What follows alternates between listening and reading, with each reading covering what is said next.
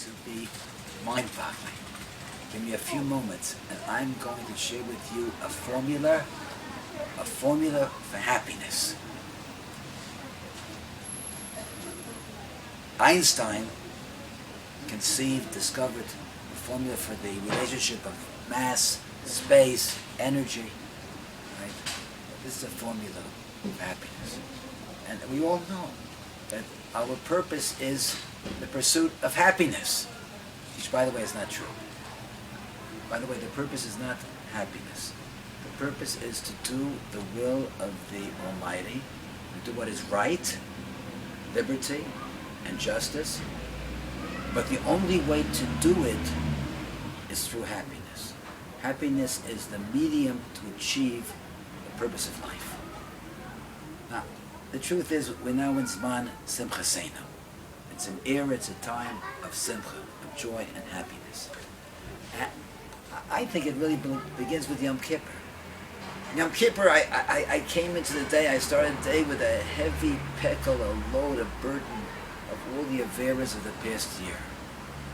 And when Yom Kippur was over, and I heard the shofar, then I felt like a new person, a free person. The burden had been removed. And certainly these days, before Sukkot, we're looking through an esrog. We spend hours and hours looking at esrogim, right? And to find a closed lulav, and to build a sukkah. Decoration's not yet done. Build a sukkah, right? Really attain happiness. Now I'm going to tell you something which will blow you away. The Belyoid says, "V'fum tsara agra." According to the pain is reward. And he's talking about happiness, like all the other mitzvahs. V'fum tsara agra. According to the amount of effort and pain you put in, that's the amount of reward that you get out. Effort, pain, we're talking about happiness. That's because happiness is not a happening. Not something that happens to you. Happiness is something that we can achieve through our own contemplation, our own thoughts, our own attitudes, our own endeavors. So what is that formula for happiness? It is as follows. First thing a person should think, if you would get a massive fortune, you won the Bifalapayas, the New York State Lottery, right? You won the lottery. You'd be happy, right? I think I'd be very happy. And what's even more important, what would make you even happier? A person was saved, his life was saved. Life was in danger, threatened, and he was saved. That's even greater. Greater happiness. Okay.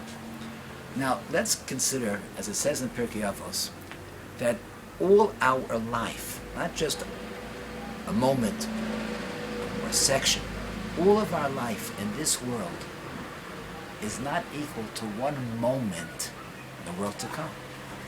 That's even greater. But then, in the fourth parak of Pirkei Avos, it says something else. It says 1 moment of tshuva and ma'asim tovim in olam hazeh is equal to kol chayei, olam haba. It's equal to the whole world to come. 1 moment of Torah, of learning Torah, and ma'asim tovim in this world is equal to the whole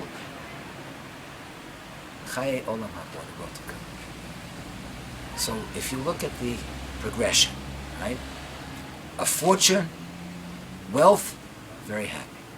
Life, even more so. The world to come, greater than this life. But 1 moment, 1 hour, yafeh sha'achas, of Torah and ma'asim tovim in this world, more than the world to come. So if we can contemplate that we all have the opportunity to do Torah, tshuva, and ma'asim tovim. And that, if we contemplate what it is and understand its intrinsic value, we're going to be happy. That is a formula for happiness. May Hashem help us all, together with Klal Yisrael, discover the real inner happiness of sitting in the sukkah, learning the sukkah, being sameach, your loved ones, having the Shekhinah above you. This is the meaning of simcha. You're all worthy of achieving the real inner simcha. Such a simcha that through the merit, the schus of such a simcha, you'll all join us in Yerushalayim, Simchas Beis HaShoeva, in the Binyan Bayis Shlishi, Me'eruv Yameinu. Have a Chag Sameach, and if you're anywhere near Eretz Yisrael, please join us Sunday for a very special Simchas HaChag with your family, with children, 2:30, Sunday Chol HaMoed, in the yeshiva, a magician, a reunion, music, and Neveh Ruach. Have a Chag Sameach, Kol Tuv Shalom.